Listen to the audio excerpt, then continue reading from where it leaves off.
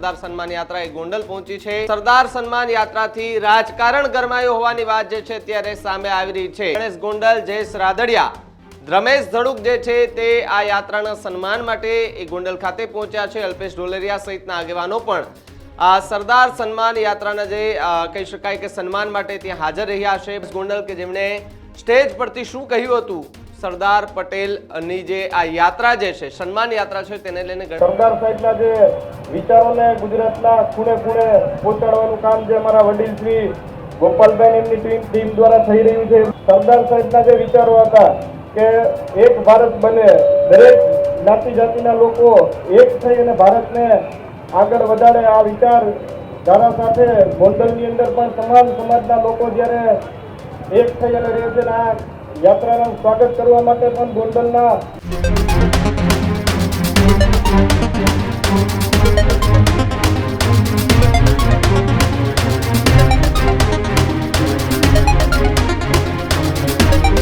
સમાચાર ગોંડલથી સામે આવી રહ્યા છે કે જ્યાં બારડોલીથી નીકળેલી અને સોમનાથ જઈ રહેલી એ સરદાર સન્માન યાત્રા ગોંડલ ખાતે પહોંચી છે। ત્યાં ભવ્ય સ્વાગત કરવામાં આવ્યું છે રાજકીય આગેવાનો સાથે જ ગોંડલના લોકો દ્વારા એ સરદાર સન્માન યાત્રાનું ભવ્યથી ભવ્ય જે છે તે સ્વાગત કરવામાં આવ્યું છે। તો બીજી તરફ જે ગોંડલ એપીએમસી આવેલું છે એ જગ્યાએ સરદાર સન્માન યાત્રા જે નીકળી છે તેનું સન્માન કરવામાં આવ્યું છે। સરદાર સન્માન યાત્રા એ ગોંડલ પહોંચી છે। સરદાર સન્માન યાત્રાથી રાજકારણ ગરમાયું હોવાની વાત જે છે ત્યારે સામે આવી રહી છે।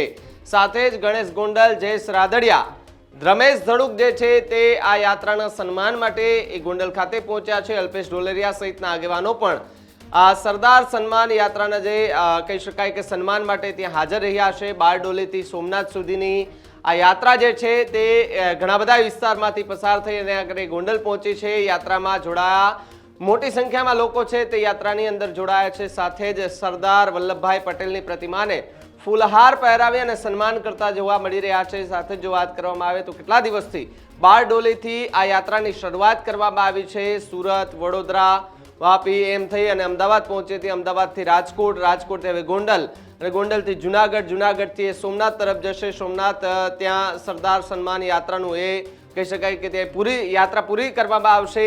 અત્યારે ગોંડલ પહોંચી છે તો ત્યાં રાજકીય આગેવાનો જે છે તે પહોંચ્યા છે। આ રાજકીય આગેવાનો દ્વારા સરદાર સન્માન યાત્રાનું ભવ્ય સ્વાગત કરવામાં આવ્યું છે। જે ગોંડલ એપીએમસી છે તેની બહાર બહોળી સંખ્યામાં લોકો પણ ત્યાં પહોંચ્યા હતા, રાજકીય આગેવાનો પણ ત્યાં પહોંચ્યા હતા।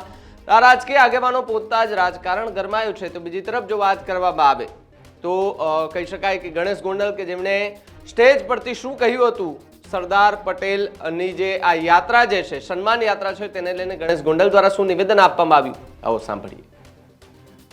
શ્રી સરદાર સન્માન યાત્રાના સ્વાગત કાર્યક્રમમાં પધારેલા યાત્રાના મુખ્ય આગેવાન અને અમારા વડીલ શ્રી ગોપાલભાઈ, મંચ ઉપર ઉપસ્થિત અશોકભાઈ પીપળિયા, રસિકભાઈ, લક્ષ્મણભાઈ, બાબુભાઈ થોડિયા, ઓમદેવભાઈ, ઉપસ્થિત સૌ સામાજિક આગેવાનો, સૌ રાજકીય આગેવાનો અને આટલી મોટી સંખ્યામાં પધારેલા સૌ વિદ્યાર્થી, યુવાન ભાઈઓ અને વડીલો, આજના દિવસે સૌપ્રથમ તો સરદાર સાહેબના જે વિચારોને ગુજરાતના ખૂણે ખૂણે પહોંચાડવાનું કામ જે અમારા વડીલ શ્રી ગોપાલભાઈ એમની ટીમ દ્વારા થઈ રહ્યું છે એ બદલ સૌપ્રથમ એમને હું હૃદયપૂર્વકથી ખૂબ ખૂબ શુભેચ્છાઓ અને અભિનંદન પાઠવું છું। એની સાથે સરદાર સાહેબના જે વિચારો હતા કે એક ભારત બને, દરેક જ્ઞાતિ જાતિના લોકો એક થઈ અને ભારતને આગળ વધારે, આ વિચાર ધારા સાથે ગોંડલની અંદર પણ તમામ સમાજના લોકો જ્યારે એક થઈ અને રહે છે, આ યાત્રાનું સ્વાગત કરવા માટે પણ ગોંડલના 18 વર્ણના લોકો, હિન્દુ સમાજ, મુસ્લિમ સમાજથી માંડી તમામ લોકો જે રીતે પૂરા હર્ષ, ઉમંગ ને લાગણી સાથે વધારેલા છે એમનો પણ હું હૃદયપૂર્વકથી ખૂબ ખૂબ આભાર વ્યક્ત કરું છું।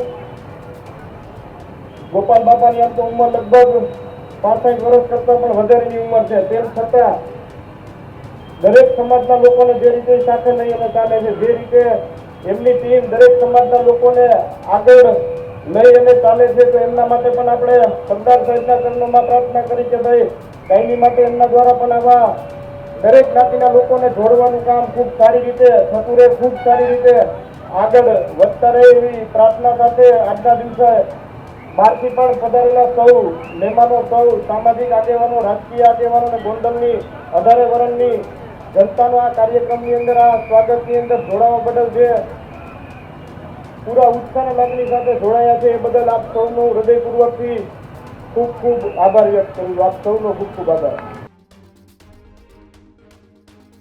ગણેશ ગોંડલ કે જેમણે સ્ટેજ ઉપરથી પ્રતિક્રિયા આપી અને કહ્યું છે કે ગોપાલ ચમારડી કે જેમની આટલી ઉંમર થઈ ગઈ છે અને છતાં પણ આ પ્રકારની યાત્રાઓ કરી રહ્યા છે, ખૂબ ખૂબ અભિનંદન મેં પાઠવ્યા. પરંતુ બીજી તરફ સરદાર સન્માન યાત્રાને લઈને અત્યારે રાજકારણ ગરમાયું હોવાની વિગત જે છે તે સામે આવી રહી છે. કારણ કે પાટીદાર સમાજના એક આગેવાનનું એવું નિવેદન હતું કે આ યાત્રાની અંદર રાજકારણ ન હોવું જોઈએ અને જે રાજકીય લોકો છે રાજકીય લોકોને પણ ન આવવું જોઈએ તેવી વાત એ અત્યારે સંભળાઈ રહી છે.